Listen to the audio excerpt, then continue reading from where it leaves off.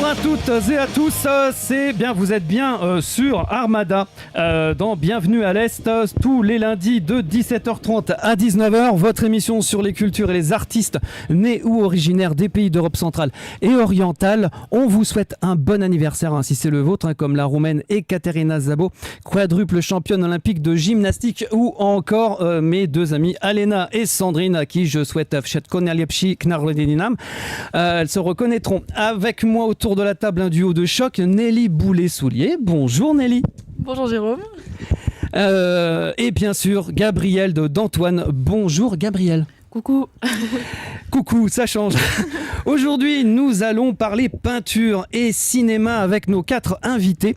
Est-ce que vous saviez que les hôpitaux avaient leur salle d'exposition? Pour en parler avec nous, la scénographe Emmanuelle Saquette de l'association Écho Le Temps du Regard et commissaire d'exposition de l'hôpital Paul Brousse. Bonjour Emmanuelle Saquette, bienvenue sur Armada. Merci, bonsoir. Priviette. Cagdela. Et justement, son exposition La vie repeinte est actuellement à l'hôpital Paul Brousse à Villejuif dans le Val-de-Marne. Nous recevons aujourd'hui la peintre Muriel Rousseau-Ovtchinnikov. Bonjour madame, bienvenue sur Armada. Dobry dzień. À quoi ça marche? Nous parlerons d'une autre exposition, l'exposition Upcycling Fashion and Art for Good de Natalia Pariant, à partir du 29 janvier, une exposition qu'elle partagera avec son amie, la peintre ukrainienne Svitlana Korol. Natalia nous rejoindra donc en deuxième partie d'émission. Et on va parler aussi cinéma, et pas qu'un peu, avec une actrice franco-serbe. Il y a un an, elle commençait le cinéma, depuis elle a fait 5 films, dont un long. C'est l'actrice Mina Gajovic. Bonjour Mina. Dobro večer. Dobro večer. Et puis un film à voir absolument pour parler du film Si proche du soleil actuellement au cinéma. Nous recevons son réalisateur Benjamin Rancoul. Bonjour Benjamin. Bienvenue sur Armada. Dobro večer, c'est ça non? Dobry večer. Merci, bonjour. Bonjour, bienvenue sur Armada. Pour l'instant, place à l'interview avec Emmanuelle Saquette pour l'association Écho Le Temps du Regard. Emmanuelle Saquette, diplômée des Écoles nationales supérieures des arts décoratifs de Paris et des Beaux-Arts de Dijon. Vous êtes autrice de guide des éditions Gallimard, journaliste, peintre, costumière, vidéaste, conférencière, professeure de théâtre et scénographe de spectacles vivants. Et dans l'événementiel depuis une vingtaine d'années, de Paris à Moscou en passant par Budapest. Quelle richesse d'âme! Non mais vraiment c'est affreux dit comme ça, mais c'est vrai que j'ai un métier compliqué, la scénographie les gens ne connaissent pas en général. En gros j'ai l'impression de savoir rien faire et du coup de savoir tout faire. Mais effectivement, diplômée des arts décoratifs, ça me convient bien, c'est la vérité. Je suis bien scénographe. Alors comment justement on conçoit la scénographie dans les expositions? Dans tes expositions, comment on conçoit justement, est-ce que tu te sers de tous ces métiers pour oui, concevoir les scénographies? Oui, parce que c'est un métier très complet dans le sens où en fait on ne sait pas faire une chose, c'est un travail d'équipe et c'est assez schizophrène parce que selon le lieu où on travaille, ça change de nom.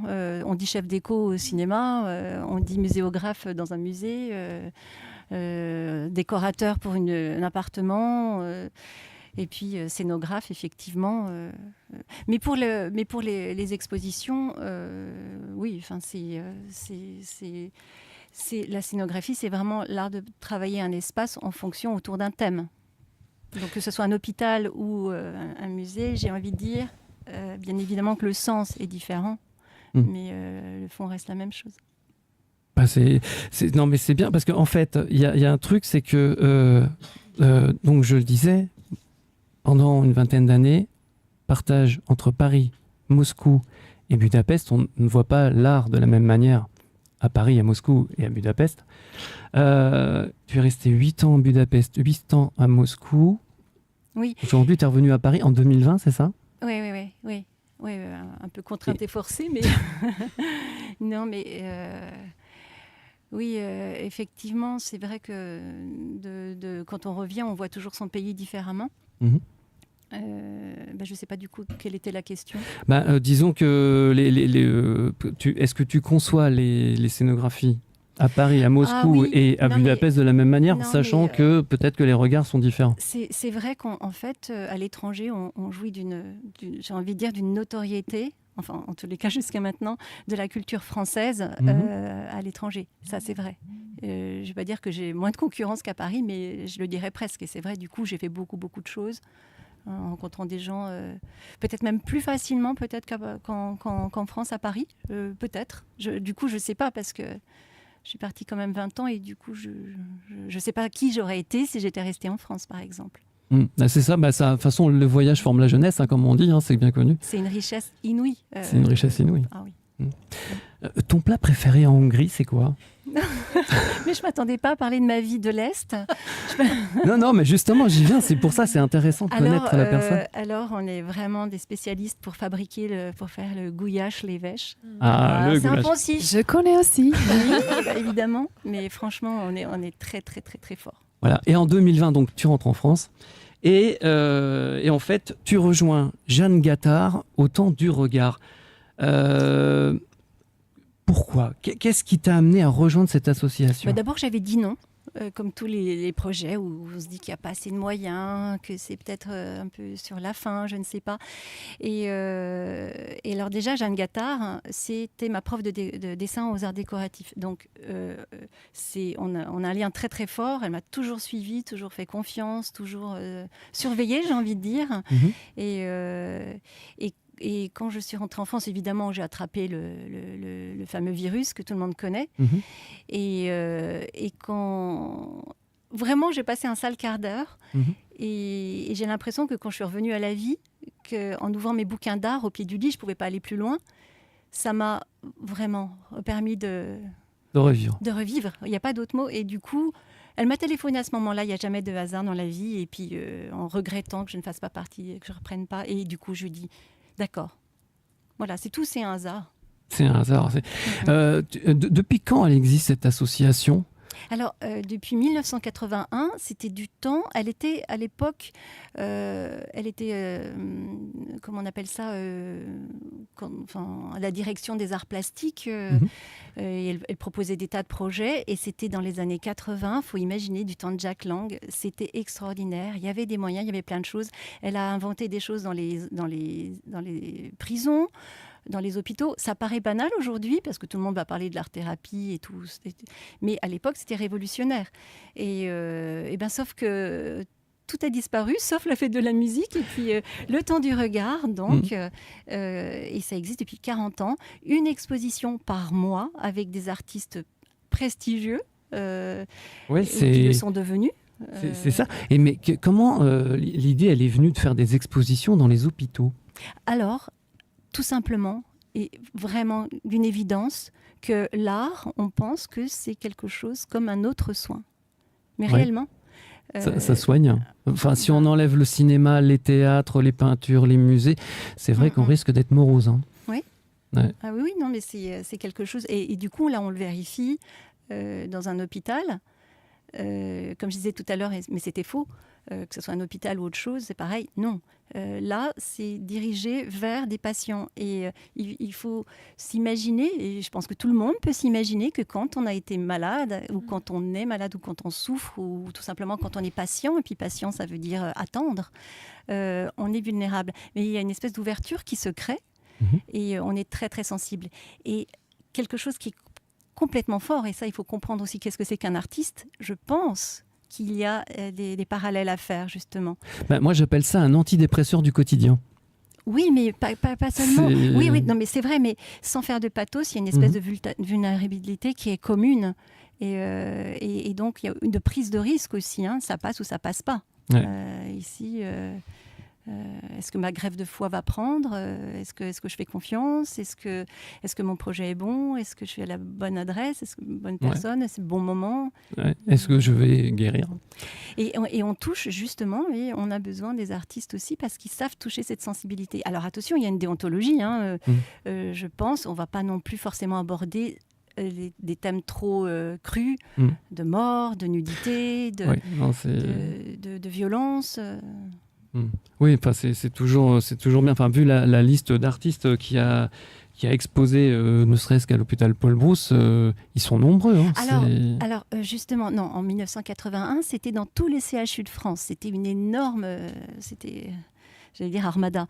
Mais, et depuis, en 97, en fait, ils ont été exposés ici à l'hôpital Brousse. Et le directeur de l'hôpital, celui qui a inventé cet hôpital, donc le centre hépato-biliaire, le professeur Bismuth, c'est celui qui a inventé la greffe de foie. Et il a créé ce bâtiment, qu'il vend d'ailleurs à l'étranger, qui est tourné sur l'organe du foie uniquement. Donc c'était révolutionnaire. Et en 97, il a dit pop, pop, pop, pop, pop, restez là. Et donc du coup, voilà, des vitrines ont été achetées et depuis 1997, c'est ici. Alors, je ne fais pas tous les mois, c'est quand même beaucoup de travail. Je fais tous les 2 mois maintenant et c'est très bien. Bah oui. C'est comment dirais-je, combien il y a d'hôpitaux du coup qui font des salles d'exposition aujourd'hui? Mais en fait, on se rend compte qu'il y en a partout. Il y a énormément d'associations, même pas forcément des associations, des choses avec des fonds privés, qui, par exemple, Capsule d'Art, qui trouvent des fonds pour payer des artistes. Il n'y a pas rien que les nez rouges à l'hôpital. Il y a aussi, il y a par exemple des gens on peut choisir une œuvre d'art à mettre au bout de son clou dans sa chambre. C'est une porte d'entrée pour des gens qui souffrent, qui sont dans le mutisme, de parler d'abord, tiens, vous avez choisi ça, et pourquoi ça, et voilà, et le langage commence par là, et ensuite on peut parler de soi et de son corps. Exactement. Qu'est-ce qu'il faut faire pour pouvoir exposer à l'hôpital Paul Brousse, du coup? Me connaître. Ah, pourquoi pas? Non, là, en l'occurrence, c'est une amie, mais effectivement, j'ai beaucoup de chance, parce que ça veut dire que je vais traîner dans les ateliers d'artistes, et puis que... Alors, évidemment, c'est toujours terrible parce qu'on n'a plus de moyens. Et je pensais essuyer plein de refus. Encore pas un seul, quoi. C'est génial, ça. Ouais. C'est, Puis en plus, ça veut dire qu'il y a des gens aussi qu'on expose après des gens. Je ne sais pas si vous avez regardé, mais on a eu Annette Messager, Christian Boltanski, Sabine Weiss. De toute façon, ce qui est intéressant, c'est d'ouvrir même, c'est des connus et des moins connus. J'allais le dire. C'est ça. Donc tous les arts. Des jeunes, des confirmés. Oui, qui sont... C'est vraiment tous les domaines de l'art. Évidemment, oui. On a même rencontré une femme qui, c'est sur le livre d'or, a dit, je sens toujours le piège de l'artiste du dimanche, et c'est pas péjoratif, qui dit, moi aussi je fais des choses. Bon, au bout d'un an, j'ai téléphoné. Une grande artiste, Marjolaine Desgremont, qui fait plein de choses, qui était présidente d'Act Up, vraiment une virulente, qui est sculpteur. Donc, il y a des belles rencontres. Ouais, j'ai beaucoup de chance, en fait. Ça peut paraître étrange parce que les artistes, c'est toujours cette même question de qu'est-ce qu'on fait de son ego. Est-ce qu'il en faut absolument pour créer? Est-ce qu'au contraire, il faut un petit peu... Donc, du coup, moi, je ne crée rien, si je veux dire. Sinon, de savoir créer des rencontres et des rapports avec les gens, pas pour moi. Ça, c'est plus si affinité. Mais pour, effectivement, les patients de l'hôpital. Alors, en parlant de chance, vous avez, je dis vous parce que tu es plusieurs, aujourd'hui, Muriel Rousseau-Ovtchennikov qui expose à l'hôpital Paul Brousse dans le hall. Donc, sur, comment dirais-je, le centre hépato-biliaire de l'hôpital Paul Brousse, porte 64 du 12 au 12-14 avenue Paul Vaillant-Couturier à Villejuif dans le Val-de-Marne. Oui, on est voisins. On est voisins. Après, vous pouvez venir en studio à Armada, il y a plein d'émissions. Ça va reprendre et tout, c'est génial, c'est la rentrée. Comment dirais-je alors, c'est une exposition qui dure jusqu'au 3 mars 2024 qui s'intitule « La vie repeinte ». La vie repeinte, Muriel Rousseau-Ovtchennikov. Alors, Muriel Rousseau-Ovtchennikov, elle a une histoire. Parce qu'en fait, elle est de retour en France aussi, après une trentaine d'années vécues en Russie, à Moscou. Oui. Ouais. J'ai vécu plus de temps en Russie qu'en France. Proche du micro. Plus proche. D'accord, vous avez vécu plus en Russie. Plus de temps en Russie qu'en France, oui. D'accord. Et et en fait, et c'est l'amour qui vous a amené là-bas ? Exactement. Je suis tombée amoureuse d'un artiste d'art contemporain russe. Nikolai Ovtchennikov, si je ne m'abuse. La petite chèvre. La petite chèvre, d'accord. Okay. Et je suis partie le rejoindre en prenant le dernier train qui partait de la gare du Nord, qui est arrivé à Moscou et qui est arrivé le jour du second putsch. Donc, je suis arrivée en pleine épopée historique et je suis repartie pareil. D'accord. Voilà. Et en fait, les premiers mots qui t'a dit, c'est Davai, Davai. C'est Davai Davai. C'est devenu ma marque. Voilà, et c'est devenu une galerie, c'est ça? Alors, c'est devenu Davai Davai, c'est devenu plein de choses. Nous, nous sommes plutôt des artistes. Lui, c'est un grand artiste d'art contemporain russe, mais qui est très connu, qui est dans tous les musées, qui a beaucoup vécu aussi en France, un peu partout à l'étranger. Il y avait Sotheby's qui était arrivé à Moscou à l'époque et qui avait, il y avait des squats. Et Sotheby's est rentré dans tous ces squats et tous ces gens, tout d'un coup, ont été happés par l'Occident, les États-Unis, et il y a eu une sorte d'invasion d'artistes russes à Paris. Et moi, j'étais... je ne sais pas pourquoi, mon premier mot a été Russie quand j'étais petite. Bon, je ne sais pas d'où ça vient. Je crois que c'est mes grands-parents. J'ai des grands-parents d'un côté qui étaient artistes et de l'autre côté qui étaient voyageurs. Donc voilà, peut-être à cause de ça, je ne sais pas. Et du coup, on s'est rencontrés. Ça a été un immense coup de foudre et je suis partie à l'aventure. Ouais, en parlant d'aventure. Mais... Il faut faire l'aventure. Je crois que c'est très important. Ce qui était génial, c'est que mon grand-père, qui était un monsieur très très sérieux, pas du tout, qui ne s'occupait pas des enfants ni de quoi que ce soit, lui avait été enfermé en camp pendant la Seconde Guerre mondiale, pendant 5 ans, dans un camp où il était qu'avec des Russes. Et ce monsieur très sérieux, qui ne s'occupait pas des enfants, enfin on avait une relation, mais assez éloignée, tout d'un coup, je l'ai invité tout le temps chez moi pour les fêtes russes à Paris. Et les amis de Nikolai ont adoré ce personnage. Et mon grand-père a commencé à raconter sa vie, et sa vie de camp. Ce qui est très rare parce que les gens qui ont été prisonniers ou qui ont souffert, souvent ne veulent pas parler. Et là, ça a été un déclic. Et j'ai ce grand-père qui a dit à mes parents, mais si, il faut qu'elle y aille, elle part. Bon, il y avait un peu... C'était un pays avec la perestroïka qui était un peu dangereux. Ça commençait à s'ouvrir. Et lui a dit non, non, non, elle y va. L'amour, c'est pas tous les jours. Un amour russe, c'est formidable. Bon, voilà, c'est des choses, vous voyez, c'est le hasard soudba, Parouski. C'est quelque chose de très fort. Il faut y croire, il faut foncer. Il faut croire en ses projets. Exactement. Comment dirais-je? Alors, on peut admirer, on voit ceux qui nous suivent sur YouTube, Facebook, enfin tous les réseaux. Vous pouvez voir les œuvres de Muriel Rousseau-Ovchinnikov. Et c'est, comment dirais-je, pourquoi avoir voulu exposer dans l'hôpital Paul Brousse? Alors, bon, Emma Tonic, pour moi, c'est quelqu'un de incroyable. Donc, je pense que nous sommes allés jusqu'au bout de même petites îles du bout du Finistère. On sort d'une résidence d'artiste en Bretagne. Ah, d'accord. Sur une petite île déserte. D'accord.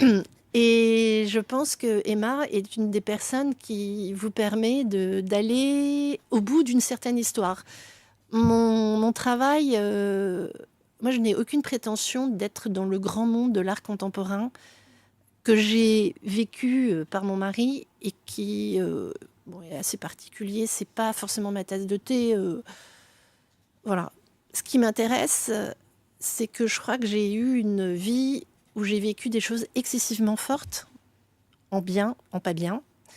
Et mon travail, c'est justement d'essayer d'exprimer cette petite seconde qui est l'instantané, soit d'un énorme bonheur, ou soit peut-être d'une très grande émotion.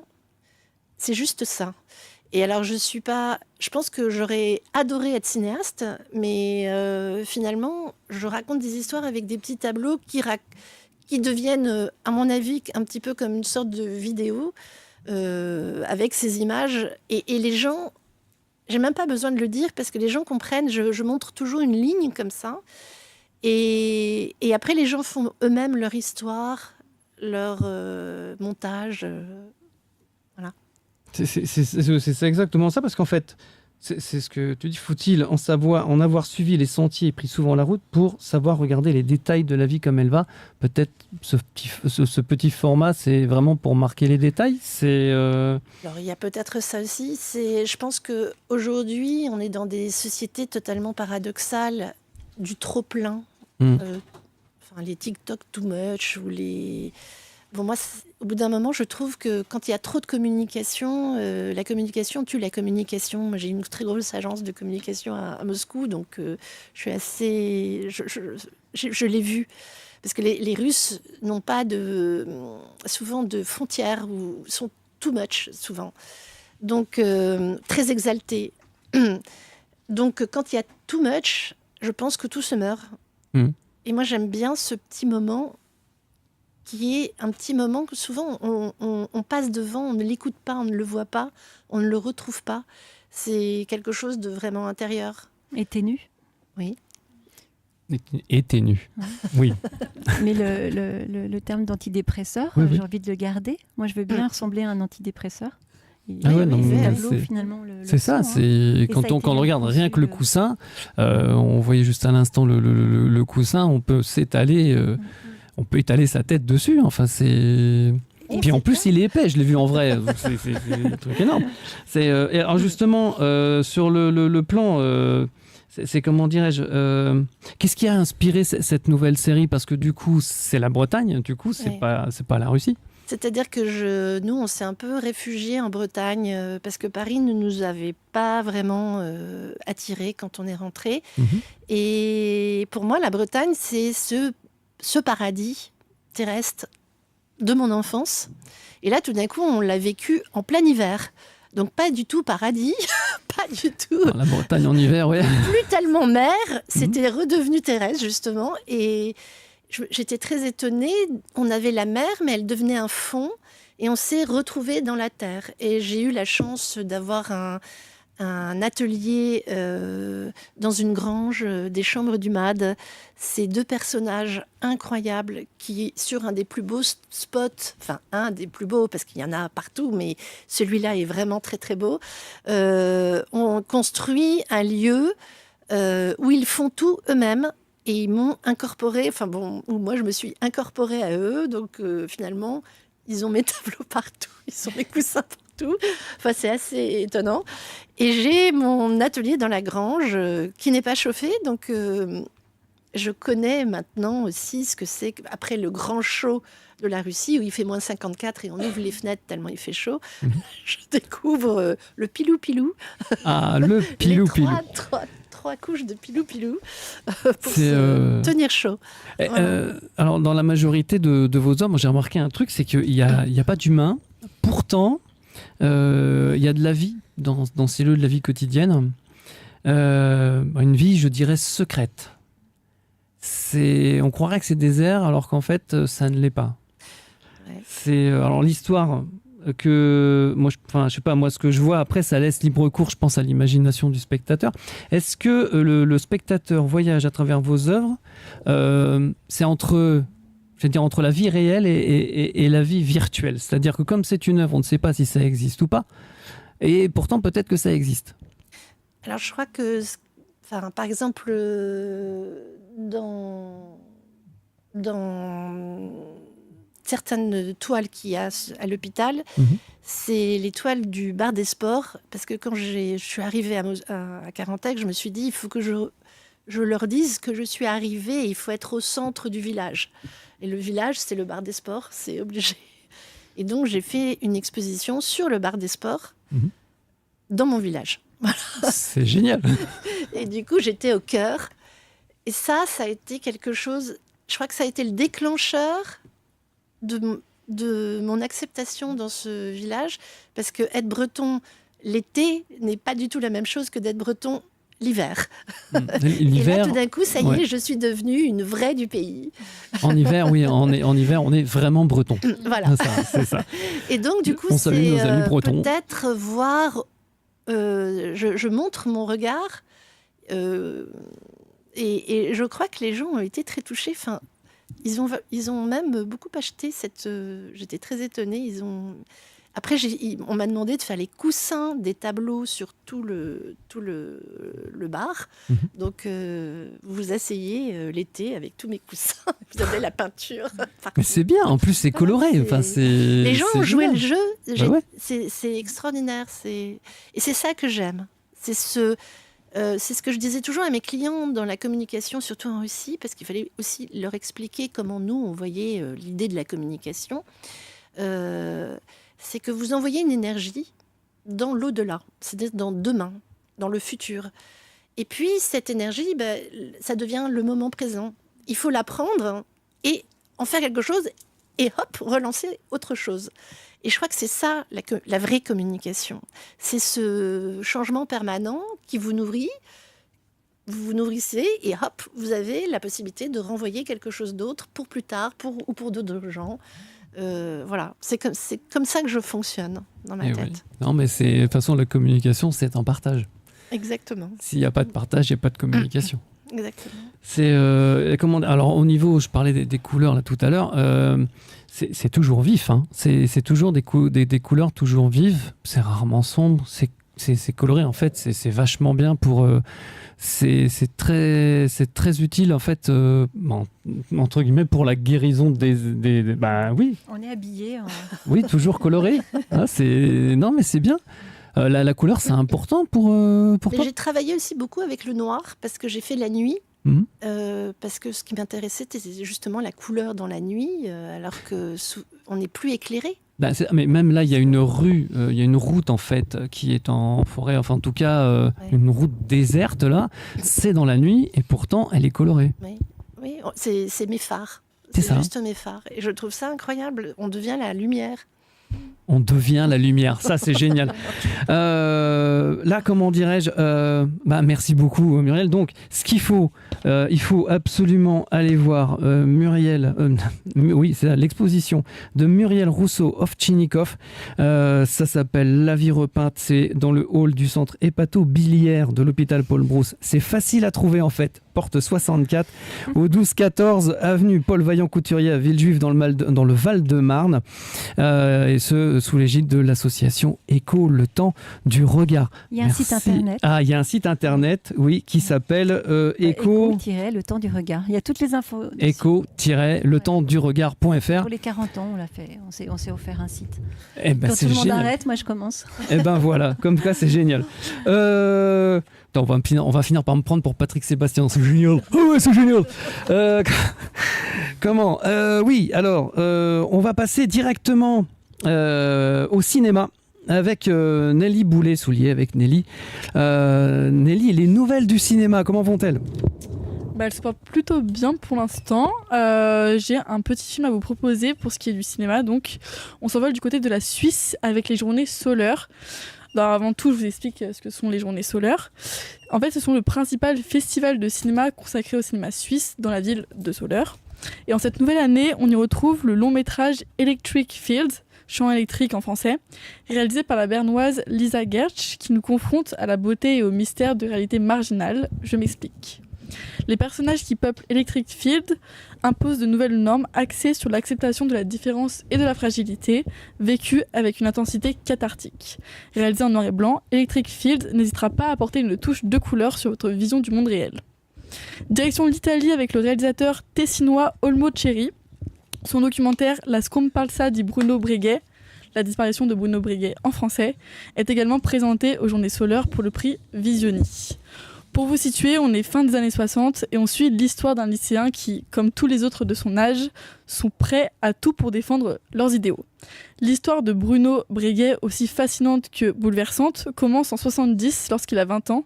Il tente d'entrer en Israël avec des explosifs et est condamné à 7 ans de prison. Au cours de sa détention, marquée par des tortures physiques et psychologiques, il se radicalise. Pour reconstituer son histoire, le réalisateur s'est appuyé sur l'autobiographie La Scuola dell'Odio, l'école de la haine, d'Hubert Cornfield, mettant en avant la personnalité mystérieuse et complexe de Breguet, mais aussi et surtout l'esprit d'une époque marquée par un besoin viscéral de liberté et de vérité. Un documentaire illustrant une histoire aussi incroyable que dérangeante et qui résume les contradictions liées aux révoltes des jeunes à la fin des années 60. On quitte la Suisse maintenant pour se rendre jusqu'au-dessus, en Allemagne. La Berlinale, ça te dit quelque chose? À la Berlinade, oui. Tant mieux. C'est créé en 1951 et c'est le festival international du film de Berlin. Je cite, « Nous pensons que grâce au pouvoir des films et des discussions ouvertes, nous pouvons contribuer à favoriser l'empathie, la conscience et la compréhension, même et surtout dans des moments douloureux. » Son 74e anniversaire ouvrira ses portes le 15 février 2024 et il nous présente le film du mois ou même de l'année, si je puis dire, à ne pas manquer. Small Things Like This, ou en français pour toi Jérôme, Des petites choses comme celle-ci, est une production irlando-belge réalisée par Tim Yellant. Dans Small Things Like This, on retrouve le talentueux Cillian Murphy qui a joué dans plusieurs films et séries tels que Inception, Oppenheimer ou la série célèbre Peaky Blinders. Il y a également l'actrice irlandaise Ellen Walsh, Michelle Fairley ou encore Emily Watson. Basé sur le livre de l'écrivaine irlandaise Claire Keegan qui a également inspiré le film The Quiet Girl grâce à son livre Les Trois Lumières. Le film Small Things Like This met en scène Bill Furlong, qui est joué par Cillian Murphy, un père dévoué qui découvre de surprenants secrets gardés par le couvent de sa ville. Le film relève de lourds mystères sur les Magdalene Laundries, donc ce sont des asiles pour, je cite, femmes déchues, gérés par des institutions catholiques romaines pendant 200 ans au XVIIIe siècle, secrètement soutenus par l'État irlandais. Carlo Chartrian, le directeur artistique de la Berlinale, part d'un film qui allie la gentillesse envers les plus fragiles et la volonté de s'opposer à l'injustice. Il est convaincu que ce film trouvera écho auprès de vous. Produit en 2024, Small Things Like This sortira donc prochainement sur vos écrans. Il faudra rester sur Bienvenue à l'Est pour connaître la date de sortie. Et puis au niveau dernière news, eh bien, Embrasse-moi, le nouveau court-métrage de Hristo Todorov, réalisateur bulgare plusieurs fois primé en France et à l'international, sera projeté au cinéma.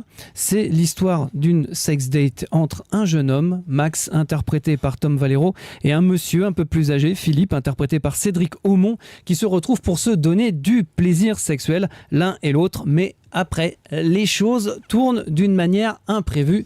Ça, pour aller le voir. Alors, cette semaine, ce court-métrage Embrasse-moi sera projeté le 25 janvier à 20h30 lors du festival Kinopop Paname au cinéma Christine, 4 rue Christine à Paris, dans le 6e arrondissement.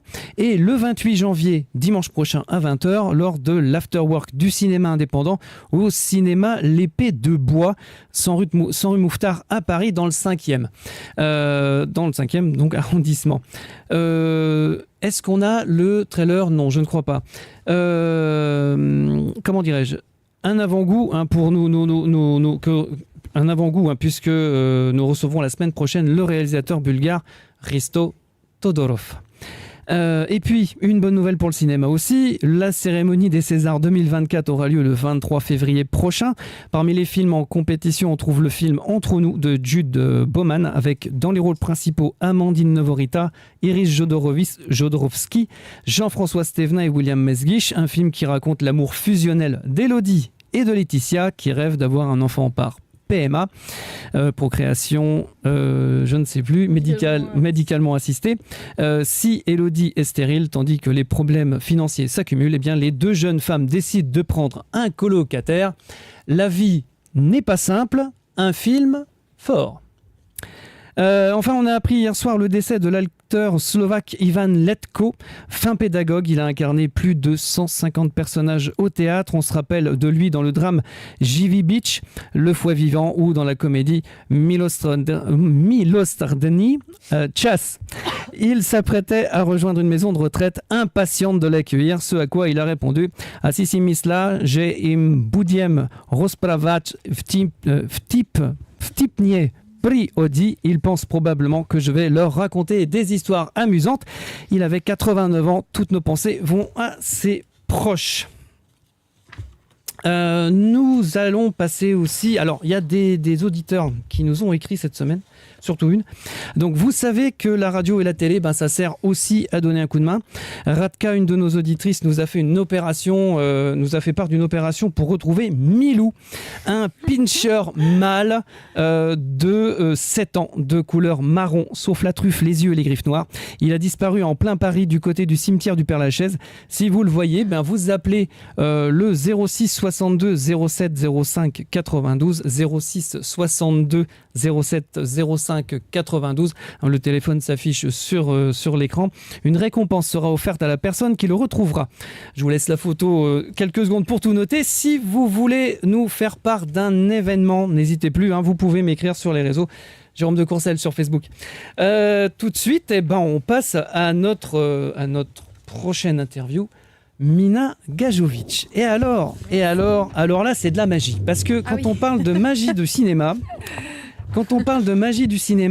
c'est impressionnant. Oui, on fera l'agenda tout à l'heure. Enfin, après. Mina Gajovic, alors, elle est photomodèle, elle est actrice, elle est scénariste franco-serbe. Mina Gajovic, faut bien que je parle. Non, tu dis très bien. Tu parles 5 langues. Oui. Le serbe, le français, le croate, l'anglais, l'espagnol, même 6 avec le macédonien. Oui, mais c'est des langues des Balkans, du coup, c'est un peu... voilà. Ça se ressemble. Oui, un c'est petit bien. peu. Puis un jour, alors, tu fais de l'escalade. Oui. Tu fais de la randonnée en haute montagne.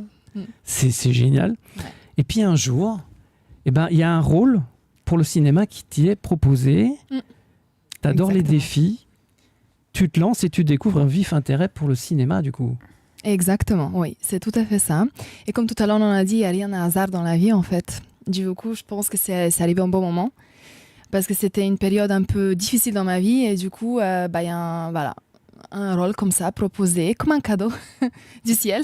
Mais alors, le truc, c'est que le premier rôle qui t'a été offert, c'est pour un long métrage. Oui, un long métrage qui sortira cette année au cinéma. En octobre, d'après ce que j'ai compris. Oui, normalement, oui. Normalement, vers octobre 2024. Oui. On croise les doigts. Qu'est-ce que ça, du coup, qu'est-ce que tu as découvert dans le métier d'actrice? Qu'est-ce que ça t'apporte, du coup?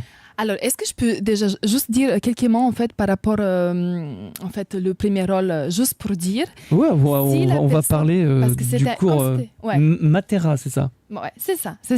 On a changé en fait le nom, du coup ça va être ça à la fin.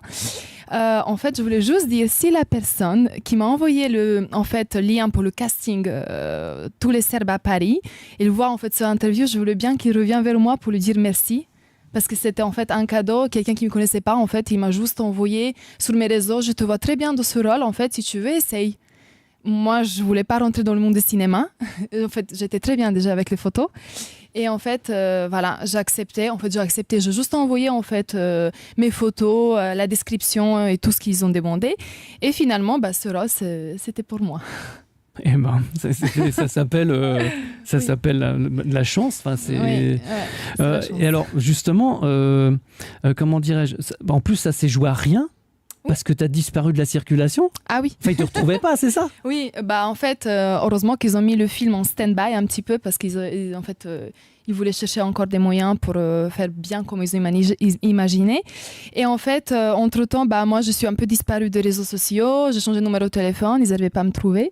Et finalement, j'ai remis mon nom de famille sur Instagram et j'ai eu la chance d'être retrouvée en fait. Ouais. Un an après, je précise. Un an après, ouais. Et oui, on remerciera d'ailleurs la directrice de casting, Stéphanie Donker. Exactement, merci Stéphanie. Alors, dans ce film, c'est paradoxal parce que... c'est paradoxal. Tu es serbe. Oui, je suis une femme serbe. Ouais. Tu es donc de Zaječar. T'es pas loin. Zaječar, ouais. Zaječar, à 10 km de la frontière de la Bulgarie. Exactement. Une toute petite ville, en fait, minuscule. Il n'y a pas beaucoup d'habitants. Et du coup, une petite fille serbe qui commence un petit peu en France, à Paris, pour moi, c'est déjà quelque chose de très, très, très grand. D'accord. Ouais. Et en fait, il t'en avait pas parlé du tout. Et en fait, il a mis la musique de Hurricane, un groupe serbe. Oui, très connu. Oui. Alors pour des droits, on va pas passer la musique, mais Favorito, c'est-à-dire la première version du groupe Hurricane. Oui. Celle qui a fait l'Eurovision. Exactement. Oui, Exactement. Oui. En fait, le réalisateur a décidé de mettre cette musique dans le film. Moi, je ne savais pas. Et quand j'étais en train de découvrir, j'ai dit « Waouh, mais c'est une chanson que j'adore !» Il m'a dit « Ah bon, t'aimes bien ?» J'ai dit « Oui, c'est super. » Et voilà. Et après, toi, tu m'as parlé de même groupe en fait aussi. Du coup, Ouais, ça ouais, me bah fait, ouais. Disons qu'Hurricane, en plus, il y a une Française aujourd'hui qui chante Oui. dedans, donc Ouais. il faut vraiment les Oui, découvrir. oui, Et on oui. comprend pas pourquoi, justement, pourquoi les artistes serbes passent pas en France. Hein, alors que ça pourrait marcher. Hein. Ben oui, carrément, pourquoi pas. Mais je pense que la langue française, elle est très dure pour les Serbes. Je vous cache pas que pour moi, c'était dur aussi d'apprendre parce que quand je suis arrivée en France, Imagine les Je- Français qui apprennent le serbe. Hein. C'est ouais. pareil. Hein. Bon, il faut apprendre l'alphabet aussi. oui, Mais il faut. c'est facile, ça. Exact. Ça vient vite. Alors, tu as fait plusieurs. Je le lis. Oui, tu peux. Donc c'est simple. Vous pouvez. On voit d'ailleurs des photos. je vois ça. Des photos. Il y a Nature en moi qui est un film de Guillaume Moreau. Alors lui, il est magique parce que tu joues le rôle de Maya, Oui. qui est une fille célibataire depuis plusieurs mois, qui est praticienne de Reiki et de lithothérapie. Oui. Alors, suite à l'ouverture de son cabinet, elle travaille énormément. Hein. Oui. Caro, qui est jouée par Caroline Bavarin, sa meilleure amie, est en couple. Elle s'inquiète pour son amie et son avenir. Et en fin de journée, elle se retrouve dans le cabinet de Maya. Et autour d'un café, Maya explique à Caro ce qu'elle recherche chez un homme et à quel point elle est connectée avec la nature et compare même l'homme de sa vie avec la nature. Alors, ton personnage, je l'ai dit, il est proche de toi puisque tu es réellement praticienne de Reiki et de lithothérapie. Alors pour celles et ceux qui ne le savent pas, qu'est-ce que la pratique du Reiki et la lithothérapie? Je pense que vous connaissez, non? Oui. Alors, Reiki, ça fait plus que 6 mois en fait que je pratique, que je suis praticienne. C'est du bien-être en fait pour la personne et pour nous-mêmes, parce que quand on fait un soin, en fait, ça nous apporte aussi quelque chose. C'est pas juste en fait quand on fait un soin sur quelqu'un, c'est en donnant en fait, ça fonctionne un petit peu. Et c'est une méthode qui vient du Japon. En fait, je vais préciser que c'est pas lié en fait à une religion. Du coup, c'est une méthode, une technique qu'on peut apprendre en fait. Et en fait, moi, je liais avec lithothérapie parce que lithothérapie, je m'intéresse depuis des années. Et c'est quelque chose qui a du bien-être en fait des deux côtés. Et du coup, je réunis. Et puis, quand je fais traitement de Reiki, je fais en fait une séance de lithothérapie en même temps. Du coup, avec la séance de Reiki, je pratique aussi des petites pierres en fait. C'est des pierres naturelles. Et en fait, ça nous apporte quelque chose où on essaye, en fait, on fait le vidage complet du corps, en fait, équilibrage du chakra, si vous connaissez un petit peu. Les gens qui connaissent, en fait, je pense que vous connaissez bien. Et puis voilà, je ne sais pas si je t'ai répondu à ta question. C'est ça. Et la lithothérapie, c'est la pierre. Et puis, t'en as un au poignet. Quand on a préparé l'interview, t'en avais un. Et puis, il y a une rencontre avec ce film. Il y a une rencontre qui a eu lieu. Et en fait, t'a boosté. Exactement. Le monsieur, il est grand, il est blond avec des yeux bleus. Oui, c'est mon acteur préféré. D'après toi, il s'appelle comment? Qu'est-ce que vous pensez? Vous avez une image? Bon, c'est un acteur français. Ses initiales, c'est FD. Ah là, Franck Dubosc, très bonne réponse de Nelly. Franck Dubosc, qui, en fait, tu l'as rencontré. Et qu'est-ce qu'il t'a dit? Qu'est-ce qu'il a fait? Alors, en fait, ce film que Nature en moi, c'était moi qui l'ai signé. En fait, c'est moi qui ai fait le scénario. Et en fait, le seul vue que j'ai eu, c'est de connaître en fait le président du jury, parce que c'était mon acteur préféré, Franck Dubosc, et aussi de voir un petit passage. Je ne m'attendais pas en fait qu'il soit en fait très vu, ou voir un prix, des choses comme ça. En fait, il était sélectionné entre les 25. Du coup, il n'a pas eu le prix, mais en fait, on a été invités pour le cocktail et on a été invités en fait avec tout le monde en fait pour présenter les autres films. Et j'ai eu la chance de parler avec mon acteur préféré. Je pense que c'est très rare en fait d'avoir aussi beaucoup de chance dans la vie. je dis vraiment merci. Et en fait, je posais la question, est-ce que vous avez un conseil pour les débutants? Parce que je suis une toute débutante. Et il m'a dit, il faut croire. Il m'a dit, vous venez d'où? J'ai dit Serbie. Il m'a regardé, il m'a dit, il faut croire. Et j'ai dit, ok, je crois. En fait, je suis quelqu'un de très positif. Et je suis très optimiste dans ma vie. Comme chaque de nous, on a vécu beaucoup de choses en fait. Voilà. Je cache pas mon âge, je vais avoir 31 ans cette semaine en fait, mais pour 31 ans, je pense que j'ai vécu pas mal de choses qui m'ont aidé en fait de rester optimiste et d'avancer en fait malgré tout ce qui se passe dans notre vie. Et du coup, pour moi, c'était, j'ai réalisé mon rêve en fait. Voilà, j'ai réalisé un de mes rêves. Je connais mon acteur préféré, j'étais contente. Et pas comme quoi, tu vois, c'est ça le cinéma, et c'est bourré de rencontres. Il y a aussi Two Tickets. Oui. Alors, Two Tickets de Mazem Aïkassem, qui est actuellement en post-production. Donc, tu partages donc ce film avec Brice Fournier, qu'on a vu dans Kaamelott, ou encore À bout portant de Fred Cavaillé, ou encore Martin Baucher. Le synopsis: Martin mène une vie normale, pleine de routine et de souvenirs du passé, mais le fait de gagner 2 billets apportera-t-il des changements dans sa vie, et cela se produira-t-il sans aucun défi? Comment s'est passée la rencontre avec le réalisateur Mazem Aïkassem et le comédien Brice Fournier? Alors, c'est réseaux sociaux. En fait, quand je fais mon premier long métrage, j'ai eu un conseil de réalisateur, Virginie Vernier, de mettre mon profil Instagram parce que j'ai des photos vraiment professionnelles. On a pu en voir. Bon, là, on voit l'escalade, mais c'est du haut niveau quand même. Ça, c'est via Ferrata, en fait.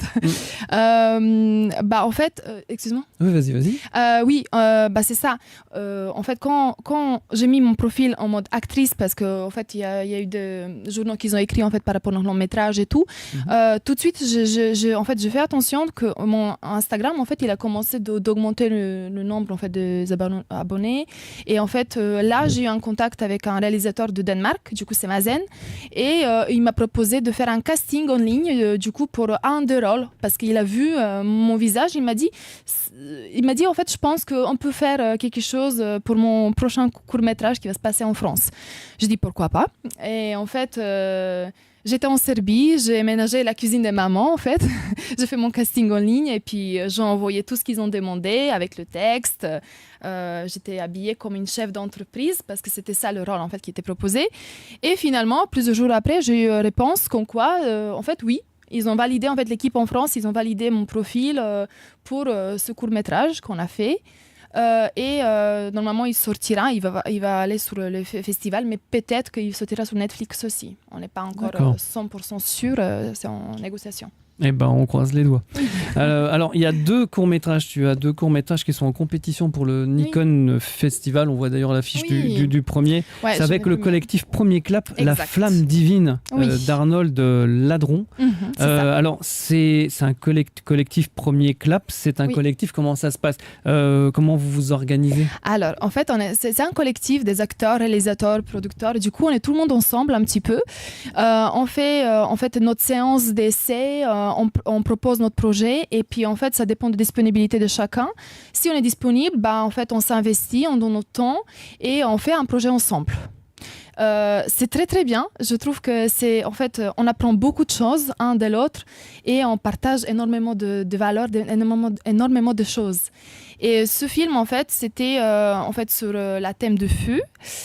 Du coup je vous invite de le voir à partir du 1er février. Thème du feu. Oui, c'est ça. Et de voter, pourquoi pas. Il faut voter.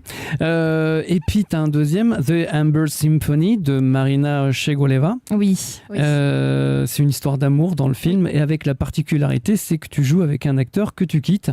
En tout cas, que tu avais déjà quitté, puisque c'était ton ex. Oui, c'est mon On ne dira pas son nom. Comment s'est passée justement la distanciation avec ce rôle?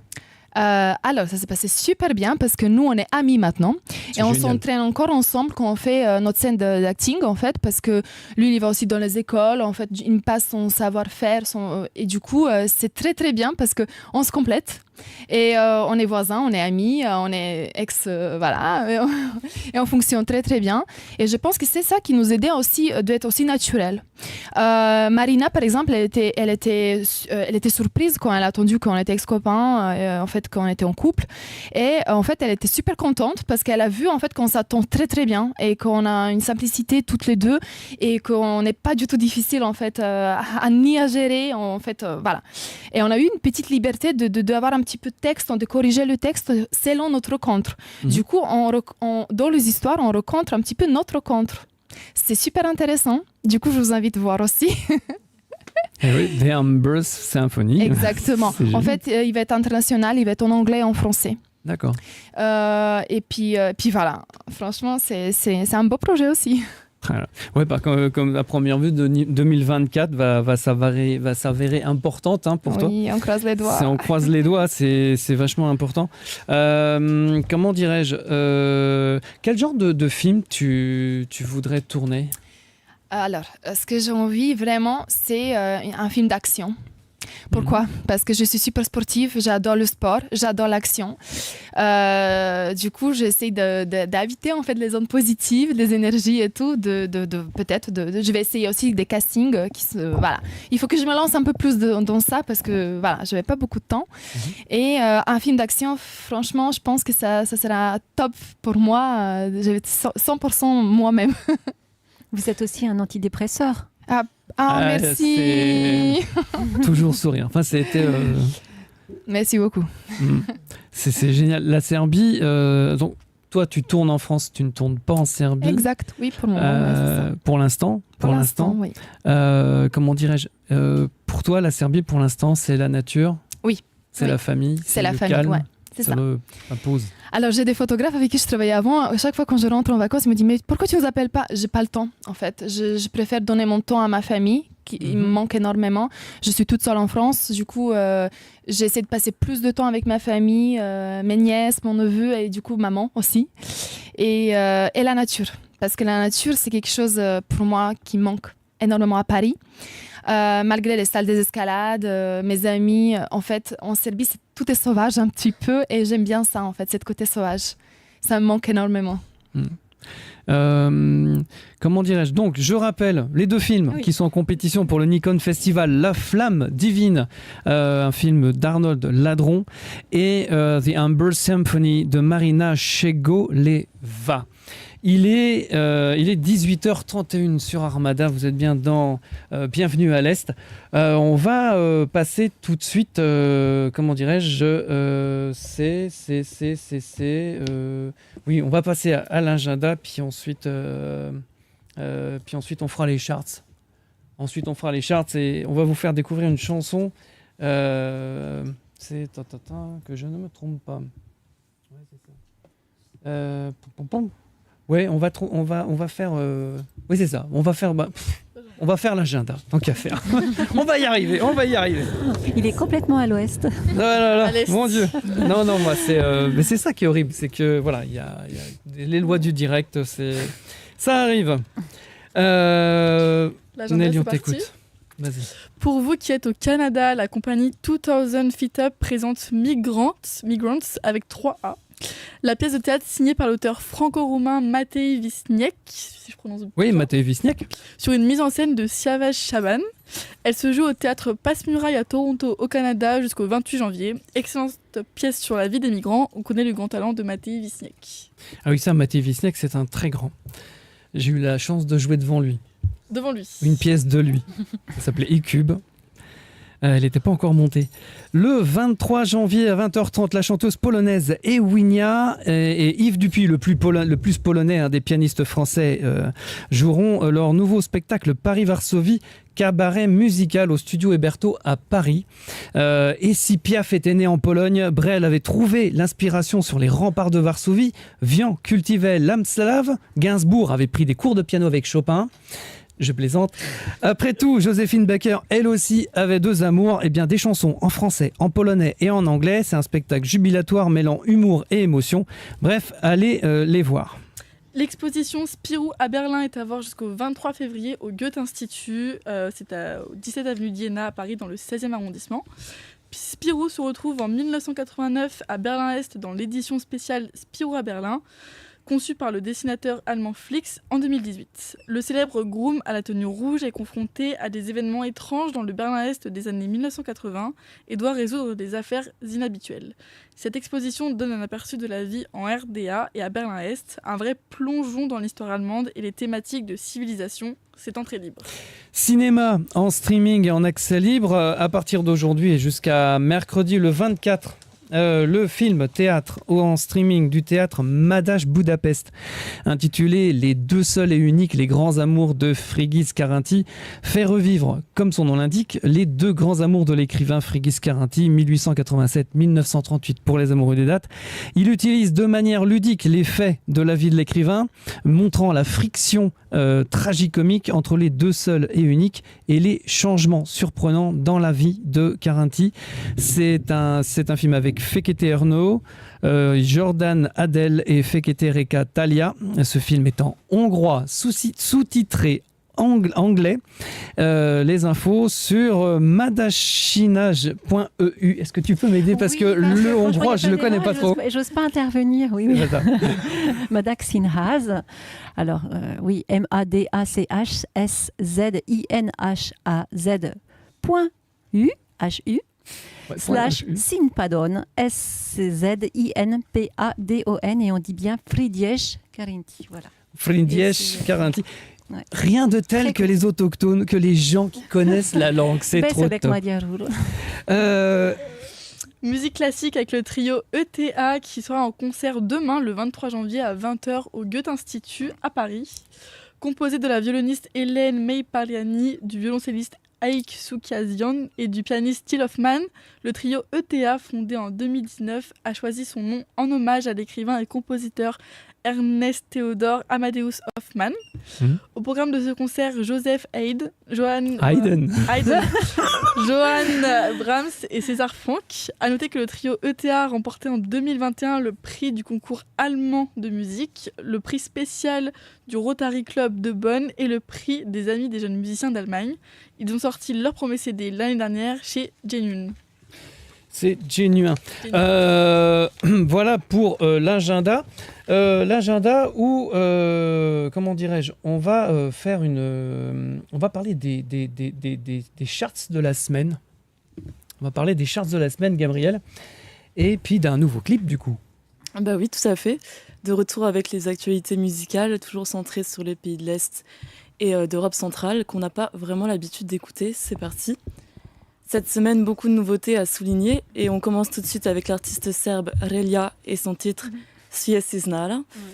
Sorti il y a 2 jours, alors qu'il atteint bientôt les 700 000 vues, il a déjà su se faire remarquer sur de nombreuses plateformes, notamment Apple Music et Deezer, où il fait top 1 en Serbie, mais également en Croatie et Macédoine du Nord. Le jeune chanteur, exposé au hip-hop dès son plus jeune âge, opte pour un rap tout en finesse dans cette chanson. Il réalise un très beau clip sous la neige, à la fois onirique et graphique, qui accompagne une musique douce et mélancolique. L'ambiance sombre de la vidéo tranche avec la femme que l'on aperçoit habillée tout de rouge, femme dont il parle dans le titre qui se traduit par « Elle savait tout ». On reste sur du rap avec le morceau No Woman No Cry du chanteur hongrois T. Dani en featuring avec Young Fly. Il s'approche des 5 millions de vues pour un titre sorti il y a 1 mois, ce qui lui a valu le top Spotify et Apple Music de la semaine en Hongrie. Bien que le titre soit en anglais, il chante bel et bien en hongrois, comme la plupart des artistes que je vous présente qui se produisent dans leur langue originelle. Et le hongrois, justement, qui est une des langues les plus difficiles à apprendre, semble pourtant très accessible dans cette chanson grâce au code universel du rap, avec un rythme saccadé, mais aussi une voix douce qui accompagne la story d'un bad boy qui a envie de réussir pour faire la fierté de sa famille. Le texte est vraiment très profond et c'est un plaisir d'écouter son histoire. On s'envole à présent en Bulgarie avec Dara et son titre Zaminavam, qui fait 1,4 million de vues en 4 mois. Bien que sorti il y a un petit moment, il continue d'être chasamé et mérite, à mon avis, encore de la visibilité. Les paroles sont fortes et abordent la trahison amoureuse que la chanteuse semble avoir subie. Elle sublime véritablement sa douleur dans ce morceau où sa voix acidulée se mêle à son rythme lancinant tout en sensualité. Sensualité que l'on retrouve dans son clip qui est à tomber par terre à base de chorégraphies de groupe parfaitement maîtrisées dans un décor d'usine soviétique désaffecté au soleil couchant. Outfits, accessoires, maquillage, coiffure, manucure, tout est parfaitement pensé dans le moindre détail, dans des tons nude et dorés, particulièrement modernes. L'artiste et ses danseuses sont dans l'air du temps. On aimerait les croiser dans les clubs à Paris où elles feraient fureur. Un dernier pour la route, il s'agit de Itzek Tsipier et de son titre Dimok, qui rencontre un grand succès sur les réseaux sociaux depuis sa sortie en août dernier. On remarque encore son nom dans les charts biélorusses, lettons, mais également néerlandais. Cette chanson fun a su trouver son public avec bientôt 8 millions de vues. Le projet est en effet original et met en scène un vieil homme qui vante les bienfaits de fumer dans un clip complètement délirant, avec ses bijoux clinquants, ses lunettes, casquettes, shorts et baskets. Le chanteur, qui a bien la soixantaine, ne se prend pas au sérieux, crachant non-stop de la fumée comme une vieille locomotive et enchaînant les métaphores du genre. Le ton se veut léger et drôle, il ne semble pas avoir fumé que de la cigarette. Ce succès le fait entrer dans les hit parades que les auditeurs ont rapidement qualifié de véritables chefs-d'œuvre. L'interprète est vraiment la nouvelle star de la chanson au Kazakhstan dont il est originaire. Il s'agit d'un réel phénomène que l'on ne peut pas négliger. Une version accélérée du titre vient d'ailleurs de sortir il y a 2 jours, chose qui se fait beaucoup sur des plateformes comme TikTok, prouvant la présence de ce hit sur les réseaux. Et c'est parti maintenant pour le clip de la semaine, et c'est en Allemagne qu'on l'a déniché.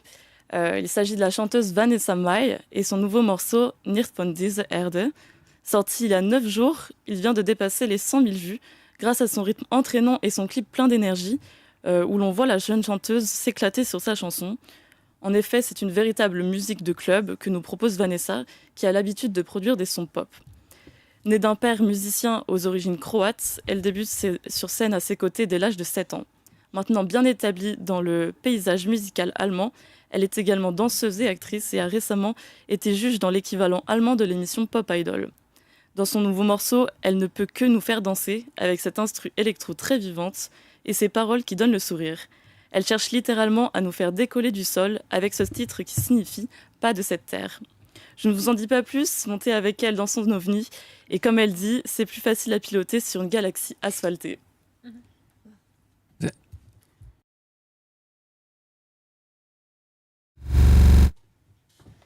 C'était Vanessa Mai. France d'ailleurs, pour des chaussures faciles à mettre. Mais c'est vrai. On met juste qu'elle est chanteuse. Voilà. Donc, on passe à notre interview suivant. C'est Benjamin Roncoul pour le film Si proche du soleil. C'est une coproduction franco-russe, Leva Productions et Leva International. Alors, ce film de Benjamin Roncoul, il est là, mais il serait pas là, je ferais la même chose. C'est un chef-d'œuvre. C'est un chef-d'œuvre, faut pas avoir peur des mots. Bonjour Benjamin, bienvenue sur Armada. Je tiens vraiment, je suis vraiment très heureux de te recevoir. Merci à vous, merci infiniment. C'est normal. Je disais un chef-d'œuvre. Tu offres à Quentin Santarelli, qui fait l'affiche du film, un rôle digne des plus grands. Le synopsis, je vais vous le dire. Chaque fois qu'il se réveille, David apparaît dans une nouvelle réalité dans laquelle il aurait une autre vie. Amnésique qui plus est de son passé, comment va-t-il se sortir de ce cauchemar ? Le suspense reste entier jusqu'à la fin du film. Je dis bien jusqu'à la fin, la dernière seconde. Produit par Leva Productions, donc c'est un film de science-fiction à la dramaturgie géniale, il n'y a pas à dire, qui nous fait pénétrer dans un monde très actuel où la question de la réalité réelle ou virtuelle se pose. Qu'est-ce que l'existence ? Qu'est-ce que la réalité ? Quel est notre but ? Préféreriez-vous être heureux et ignorant ou connaître des vérités au risque d'être triste et désespéré ? Et vous, que feriez-vous à sa place quand vous regardez le film ? Vous ressortez de là-dedans, vous ressortez du film. Et là, vous vous dites qui je suis. Franchement, on se pose des questions sur... Mais franchement, c'est génial. Alors, c'est un film qui a été plusieurs fois récompensé. Il a reçu le prix du meilleur film de science-fiction au Hallucinea Film Festival 2021, le prix du meilleur film de la meilleure réalisation au Festival international du film indépendant SMR 13 2021, ainsi qu'une sélection officielle hors compétition à la 44e édition du Festival international du film de Moscou 2022. Quand on fait un chef-d'œuvre comme ça, la première question qui vient, c'est comment est né ce film ? Déjà, merci infiniment pour tout ce que tu viens de dire. Comment est né ce film ? En fait, depuis que j'ai 5 ans, je me pose des questions métaphysiques basiques. C'est-à-dire que je me demandais, est-ce que mes parents existent ? Ou est-ce que c'est des sortes de pantins qui sont en train de faire semblant qu'ils existent ? Et à partir de là, j'ai découvert qu'il y avait plein de courants philosophiques qui parlaient de ça, au fur et à mesure de mes études, quoi. Et je me suis dit que je voulais absolument faire un film sur ça, ça me paraissait vraiment primordial. Et voilà. Et en fait, actuellement, sauf le respect que je vous dois, je suis absolument pas certain que vous n'existiez là maintenant, ni que j'existe. Et c'est vraiment sincère. Donc du coup, c'était un film vraiment très... je voulais donner une sorte de message aux autres, mais c'est aussi quelque chose de très, très personnel en fait. Donc, c'est ça. Mais le but, c'est vraiment de transmettre aux autres. Hein, parce que si c'était pour moi, du coup, je le ferais pas, quoi. Ouais, on va regarder la bande-annonce du film. La bande-annonce du film. Je regarde Timmy qui est à la régie d'ailleurs. Ouais. Eh ben écoute, alors Timmy est à la régie, bravo. Comment dirais-je? Eh ben on va regarder la bande-annonce du film et puis on va en reparler tout de suite après.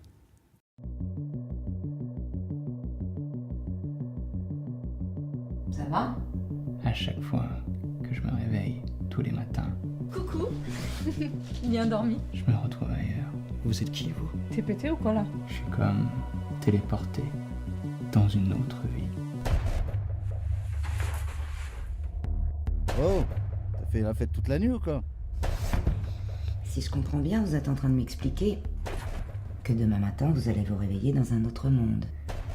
C'est ça.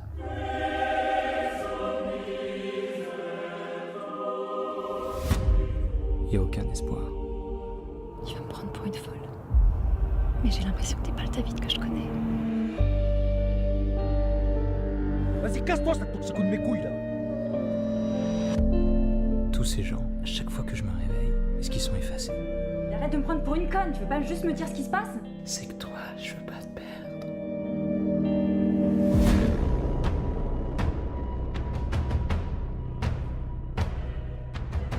Je veux sortir d'ici.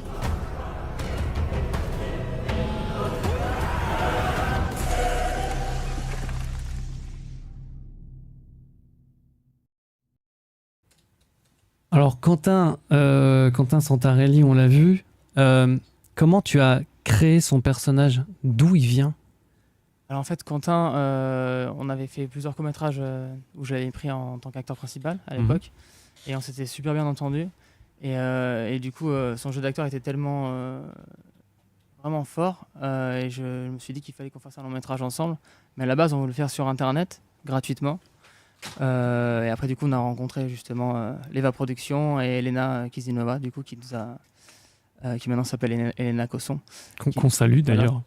Qu'on salue, qui nous a permis du coup de le faire vraiment en long métrage et de le sortir en salle. Alors, pour ceux qui ne connaissent pas Quentin Santarelli, en fait, il a été découvert par le grand public dans la série Plus belle la vie.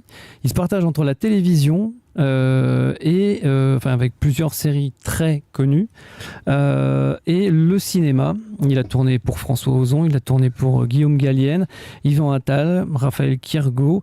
Il a reçu 7 prix du meilleur acteur, dont un au Prestige Film Festival 2021 en Californie aux États-Unis, en 2020 au Festival Silk Road Film Awards à Cannes en France, au Canadian Cinematographic Awards à Toronto au Canada, au White Unicorn International Film Festival à Calcutta en Inde, au Mabik Film Festival à Augsbourg en Allemagne et aussi à Košice International Film Festival en Slovaquie. C'est un excellent comédien. Il faut vraiment aller voir ce film, je vais vous dire. Le duo entre Benjamin Rancoul et Quentin Santarelli, les deux réunis, c'est magique. Et je suis pas payé pour le dire. Je tiens à le dire. Si on aurait pu, mais non. Comment dirais-je? Est-ce qu'on peut parler? Il y a la réalité virtuelle, la réalité réelle. Est-ce qu'on peut parler d'un film philosophique? Totalement. En fait, le but, c'est de parler de façon ludique de questions métaphysiques et philosophiques sans être ennuyant. Et en fait, du coup, il y a beaucoup de péripéties, il y a pas mal d'humour, il y a des scènes d'action, il y a du suspense. Et à la fin, en fait, le but, c'est de faire ressentir des questionnements philosophiques et métaphysiques, mais de les faire ressentir dans notre chair, et non pas comme dans un cours de philosophie qui serait donné par un professeur qui serait mauvais, quoi. Le but, c'est de raconter ça et qu'on le ressente vraiment. Du coup, le but étant de parler aux jeunes, aux moyens jeunes et aux plus vieux. Et c'est ça qu'on a réussi à faire, c'est qu'il y a le film est quand même tout public, malgré qu'il y a des passages assez dark. On a réussi à faire que vraiment il y a des enfants, des ados de 14 ans qui ont vraiment beaucoup aimé le film, des gens de 80 ans qui ont beaucoup aimé le film, et des gens de 40 ans qui ont beaucoup aimé le film. et ça fait plaisir. Et tous les âges disent souvent la même chose, c'est on en ressort et on se pose des questions, soit qu'on s'était pas posé, soit qu'on s'était déjà posé, mais on n'osait pas en parler aux autres. Parce que le fait de remettre en cause la réalité, c'est vraiment quelque chose du coup qui peut s'apparenter à la folie ou à des questionnements comme ça. Alors qu'en fait, pas du tout. Je pense que c'est notre intelligence qui nous fait se poser ce genre de questions. Et il est parfois bon de se poser ce genre de questions. Mais effectivement, on m'a déjà dit, oui, mais dans ce cas-là, si rien n'existe, pourquoi tu fais un film et tout ça, dans ce cas-là? Et là, je réponds à ça, oui, mais même si rien n'existe, et si on est dans une sorte de rêve, ce rêve, je préfère qu'il soit agréable. Et dans ce cas-là, si ça me fait plaisir de faire des films dans ce rêve, eh ben, je le fais, quoi. Même si finalement, c'est pas vrai. Et pareil aussi, il y a un autre truc qui est aussi dans le film, une autre thématique. Si on remet en cause la réalité, si on pratique le nihilisme, on peut du coup se dire, dans ce cas-là, je peux tuer et violer tout le monde dans la rue, quoi. Ben non, parce que dans le film, on en parle aussi. Dans le doute que les autres existent, il faut absolument essayer de leur apporter des choses bien et de ne pas faire du mal, quoi. Ne serait-ce que le doute que les autres existent, il faut essayer de faire le bien, quoi. Après, mon film n'est absolument pas manichéen. Et justement, il n'y a pas une morale vraiment à la fin. Je ne veux pas spoiler du tout, mais il y a un choix à faire. Le spectateur doit faire un choix. C'est ça. Il n'y a pas du tout notion de bien, de mal, des choses comme ça. C'est vraiment au-delà de ce genre de questions. On ne va pas spolier, mais le spectateur, quand il est à la fin du film, je vous dis, il y a une immense surprise. Il y en a jusqu'au bout, jusqu'à la dernière seconde de ce film. Il est génial.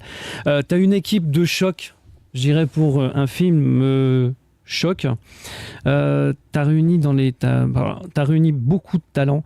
Maëlys de Poncin, qu'on a vu dans Le Bazar de la Charité, Christophe Favre, qu'on a vu dans le film Tapis, Elena Cosson-Kizilova, avec Les Beaux Menteurs, mais aussi Pierre Ménès, Caroline Arouet, Myrdrina Anthony, David Decrène, Nicolas Duquesnoy, David Kramps, Noémie Zetoun, Stéphanie Boucher, Vincent Chaumont, Prisca Perast ou encore Caroline Bento. Moi, je dis tous les noms parce qu'il y a un truc qui se passe, c'est que les seconds rôles sont des premiers. Il n'y a pas de second rôle dans le film parce que les seconds rôles, en fait, ils sont importants aussi. C'est un film collectif. Comment tu peux expliquer l'importance justement de ces seconds rôles qui sont si importants dans ce film-là, en fait? Alors oui, du coup, ce qui se passe, c'est que comme le film, le personnage principal revit à chaque fois une nouvelle journée, à chaque fois, comment dire, les personnages, ceux qui jouent sa femme ou son petit copain ou sa mère ou sa sœur, il faut que le spectateur croit qu'ils aient une vie avant la séquence et après la séquence, quoi. Et eux, à chaque fois, ils connaissent le personnage principal et puis et du coup, il fallait que le jeu d'acteur soit vraiment au top niveau, parce que à chaque fois, c'est comme si c'était un court-métrage où sa femme c'est telle actrice, et dans ce cas-là, il faut qu'elle joue aussi bien que l'actrice principale, Maëlys, du coup, qui joue plus longtemps, quoi. Donc c'est ça. Et du coup, on a fait beaucoup de casting, on a eu des centaines et des centaines de candidatures, et il y a des rôles qui ont été tournés, et c'était le jeu d'acteur. En fait, on a essayé de mettre le jeu d'acteur tellement haut qu'il y a certains jeux où des fois ça fonctionnait pas aussi bien que les autres. Du coup, c'est horrible, hein, mais il y a des comédiens qu'on a dû annuler, on a dû retourner des séquences. Donc Quentin parle au vide et le contre-champ on l'a refait 2 mois plus tard. On avait vraiment essayé d'atteindre vraiment un jeu d'acteur vraiment en très très haut, quoi. Mais voilà, mais du coup, ce qu'on nous dit, c'est qu'il y a vraiment une unité du coup du jeu d'acteur, et effectivement, on a l'impression que c'est quasiment que des premiers rôles, quoi. Donc voilà, c'était ça un peu comme. Oui, ils apportent réellement beaucoup, quoi. Tu disais, c'est un film collectif, et tu voulais que chaque comédien ait sa place, une vraie place avec une vraie interprétation. C'est exactement ça. C'est le rôle du comédien. On a l'impression, on dit toujours c'est un petit rôle. Bah là, non, il n'y a pas de petit. C'est ça, ouais. Puisqu'on pourrait faire plusieurs histoires. C'est ça. En fait, venant du court-métrage et aussi des clips, avant je faisais des clips télé. Du coup, je trouvais ça assez cohérent pour mon premier film, que ça soit comme une succession de courts-métrages. Et en fait, on ne sait pas trop où ça va, tout ça. Et au bout d'un moment, on se rend compte que le puzzle se forme et ça fait vraiment un vrai long-métrage au final, quoi. C'est magique. Où est-ce qu'on peut voir le film?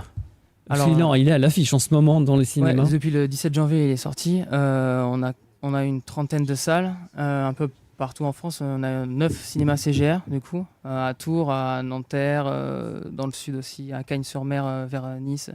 Il faut voir sur Allociné. Ouais, vous allez sur Allociné, puis en fait, vous mettez les séances et vous les avez toutes. C'est ça. Et là, on vient d'apprendre aussi qu'il sort, du coup, il reste une semaine de plus. Il devait sortir jusqu'à mercredi là, dans les CGR. Là, il reste une semaine de plus, du coup. Donc ça, c'est cool. Donc jusqu'au 31, il est dans les CGR. Jusqu'au 31 janvier, il est dans les CGR. Je rappelle donc ce film magnifique, Si proche du soleil, qui est réalisé par Benjamin Rancoul, qui pose des vraies questions sur les réalités. Allez le voir. Je l'ai vu, il est unique.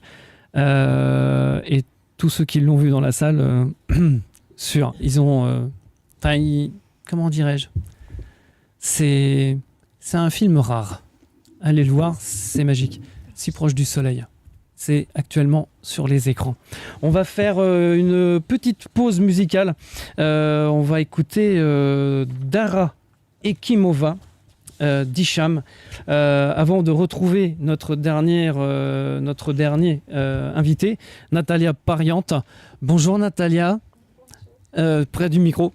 Comment dirais-je, bon, c'est Paris, hein, il y a des bouchons, ça arrive, c'est les lois du... C'est pas grave. Tu vas nous parler d'une exposition dans un instant après la chanson. Donc, c'est une exposition, ça s'appelle Upcycling Fashion and Art for Good. Et c'est à partir du 29 janvier. On se retrouve tout de suite après, pour cette interview, on se retrouve tout de suite après Dara Ekimova d'Hicham.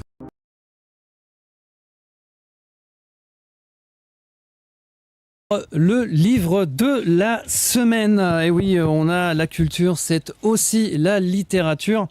C'est place au livre. Il vient de sortir le nouveau roman Odyssée des filles de l'Est de l'autrice et réalisatrice bulgare Elitsa Georgieva, qui est paru aux éditions Verticales.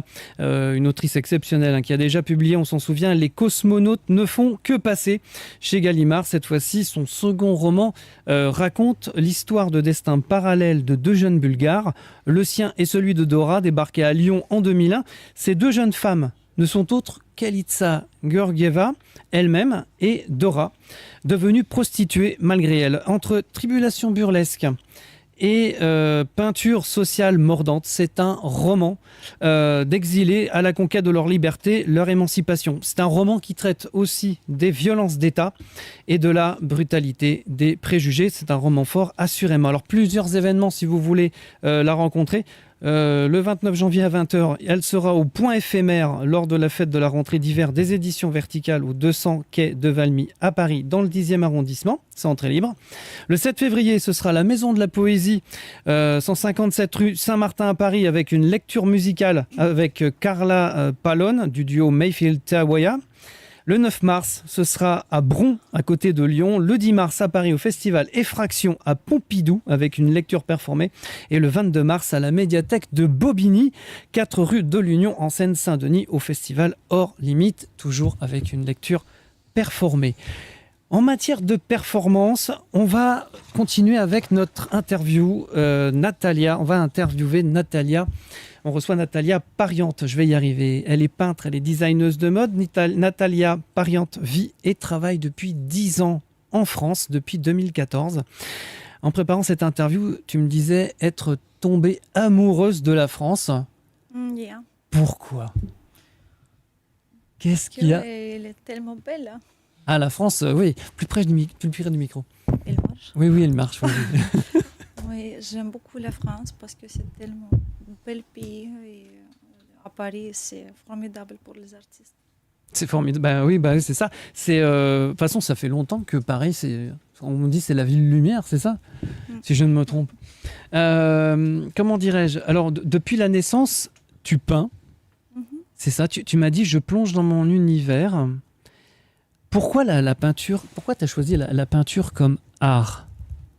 Parce que déjà, la couleur, c'est l'art. La couleur, c'est l'art. La couleur, c'est l'art, oui. On peut faire avec les mains beaucoup de choses. Et quand je peins, souvent, je peins avec les mains, soit ou avec cuir, avec couteau, avec...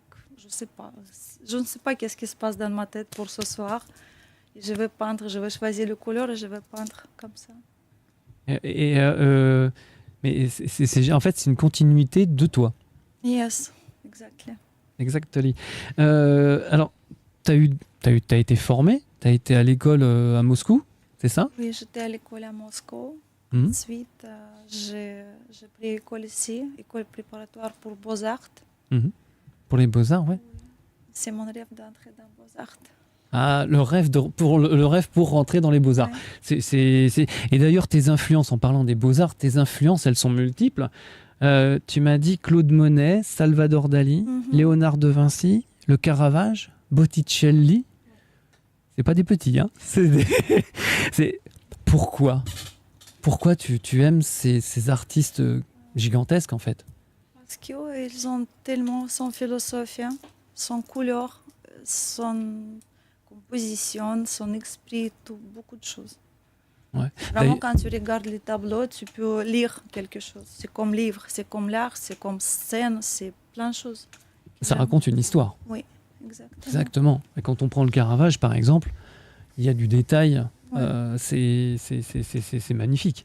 On voit d'ailleurs sur ceux qui nous suivent sur les réseaux, on voit l'affiche Upcycled. Alors j'ai un accent coupé au couteau. Fashion and Art for Good. Je suis pas de Montélimar, mais presque. Et donc on voit cette affiche. Ça dure 5 jours, 6, du 29 janvier au 4 février, et c'est au 136 rue Saint-Honoré, dans la galerie Saint-Honoré. Comment dirais-je? Alors, tu fais Upcycling Fashion, donc il y aura un défilé le 2 février, femmes et hommes. C'est ça? C'est mon anniversaire en fait. Le 2 février, c'est ton anniversaire. Eh ben, écoute, on va noter. Bienvenue, on va se féliciter. Ben, voilà. On est deux Verseaux ici. Hein. Ah oui. T'es de quelle date? 26 janvier. Ah, 26 janvier. Ah, ben voilà. Bientôt. Je note aussi, hein, comme ça fait, on va faire la fête. Comment dirais-je? Et au niveau du design des vêtements, donc tu travailles plusieurs matières, le cuir avec du daim par exemple, et des matériaux recyclables. Oui. Ouais. T'appelles ça le concept de la deuxième vie? Deuxième, oui. Parce qu'il ne faut pas jeter beaucoup de choses. On peut reconstruire, on peut transformer. Et voilà, et on peut donner deuxième vie. C'est mon téléphone. Ah, d'accord. Alors, il y a le téléphone qui se réveille, mais c'est pas grave, ça arrive. Et donc, une deuxième vie. Alors, ce qu'il y a, c'est que alors, tu fais des kimonos, tu fais des robes, tu fais des chemises, tu fais t-shirts, des t-shirts. Voilà, ces t-shirts ça c'est de toi. fait avec un artiste. D'accord. Il peint dessus. C'est un bonhomme qui voyage. Il change jusqu'au chapeau. C'est Alexandre Strat. Alexandre Le Strat, exactement. Alexandre Le Strat qui est comédien aussi. Qui est comédien aussi. Ouais. Et c'est un artiste qui y peint. Ouais. D'accord. Donc, je savais qu'on avait un point commun avec lui, mais juste on est jumeaux. Hein, c'est tout. Wow, il est aussi jumeau avec son frère. Oui, c'est ça. Oui. Alors, le truc, comment dirais-je? Alors, on trouve des petits détails. Quand, par exemple, on voit ton kimono, on va le voir lors du défilé. T'aimes bien les petits détails. Il y a de fleurs de lys, des pieuvres, des boussoles. Qu'est-ce que t'aimes bien dedans, en fait? Tu recherches quoi? Car je suis une femme, j'ai beaucoup de chance de changer tout ce que je veux chaque seconde. C'est pour ça que je peux détacher, attacher, changer, maquiller, changer les vêtements, changer les détails, changer les accessoires. Et tout ça, ça me donne bonne humeur. Eh ben, voilà, une bonne humeur. Alors, tu me disais, pour moi, l'art, c'est l'énergie. Tout dépend ce que tu veux montrer. C'est quoi ton processus de création? Comment tu fais pour créer? C'est très intime, cette question. C'est très intime. Ah, c'est un secret. C'est un secret. Est-ce que... alors, j'ai remarqué, il y a plusieurs techniques que tu emploies. Ouais. C'est parce que tu veux pas t'attacher à une seule, c'est ça? Non, c'est pas ça. C'est justement... j'ai quelques séries que je fais. Mais j'aime beaucoup expérimenter. Expérimenter. Voilà. D'accord. C'est comment dirais-je, tu expérimentes, tu croises les matières. Oui, oui, je croise les matières, les couleurs, les techniques aussi. On voit certaines œuvres. Là, on voit les verres, enfin les lunettes, les contours des lunettes, c'est un miroir. On se voit dedans. Ça, c'est du pointillisme avec un arbre. C'est vrai que tu as différentes techniques, en fait. Là, c'est avec des petits points, en fait, avec les oiseaux.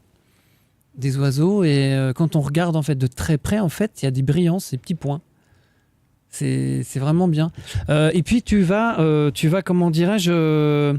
tu as rencontré une amie, Svitlana Korol, avec qui tu vas partager cette exposition. Alors, Svitlana Korol n'est pas avec nous, puisqu'elle est à l'hôpital pour soigner un cancer stade 4.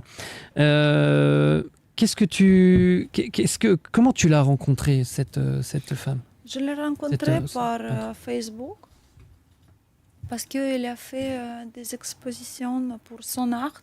Mm-hmm. Il est peintre aussi. Et elle est tellement ravissante, elle est tellement gentille. Il m'a proposé, si tu veux, on peut partager. J'ai accepté, j'étais contente. Et voilà, comme ça, C'est un échange de bons procédés. En fait, elle a échangé avec toi, du coup, maintenant, c'est toi qui échanges. Oui, parce que pour moi, c'était une nouvelle choquante, tellement. Je l'ai appelé un jour et il m'a pas répondu. Et après, il m'a envoyé un texte qu'il est malade, il a cancer, stade 4. J'étais tellement choquée. Et voilà. Et maintenant, il est hospitalisé pendant un an. Il a perdu 15 kilos. Franchement, et quand j'ai reçu cette nouvelle, je n'ai même pas pensé parce que j'ai préparé mon projet depuis 12 ans. Car tout est organisé, j'ai pris la galerie, etc., etc. Je lui ai proposé tout de suite d'amener les tableaux et que si je peux l'encourager un petit peu pour remonter son santé mentale, je peux faire ça avec plaisir. Bah, bien sûr. Et puis Svitlana Korol, c'est une peintre ukrainienne. Elle a participé au 38e concours international Golden Time Talent. On la voit d'ailleurs en photo. C'est une photo prise le 18 mars 2023. C'est une femme très vivante, généreuse envers les autres, tu me disais. Comment dirais-je et elle fait de la peinture beaucoup plus concrète. C'est des portraits, des paysages. Du figuratif, de la nature. Bref, une artiste à découvrir si vous ne connaissez pas. Comment dirais-je, on pourrait parler des heures. Juste, Timmy. Ouais, pas maintenant. Quand tu lui parles des œuvres, enfin quand tu exposes les œuvres de Svitlana Korol, en fait, c'est un peu comme si tu la sortais de l'hôpital, en fait. Si je peux. Elle est beaucoup mieux maintenant. Elle est très contente. Avant-hier, j'ai vu son mari qui a amené les tableaux. Il m'a dit qu'il a repris bonne humeur. Il pense de ça. Il sent beaucoup génial. mieux. Et ça m'a fait grand plaisir. Alors, pour voir les œuvres de Svitlana Korol, vous faites ATR. Elle est tellement gentille. ATR Svitlana, enfin ATR, le bar du 8 Svitlana. Le partage d'une exposition, c'est aujourd'hui quelque chose d'exceptionnel, puisque ça montre une vraie amitié russo-ukrainienne. L'art va au-delà de la guerre, au-delà de l'actualité. C'est une amie et ça reste une amie, quoi qu'il se passe. C'est pas elle qui fait. C'est ça, c'est pas elle qui fait la guerre. C'est ça. Tu me disais, l'art, c'est l'amour, c'est la paix. Exactement. C'est génial. L'art, c'est tout. On est tous l'art. On est tous artistes. Elle a loupé la première partie, mais elle va la rattraper. La deuxième.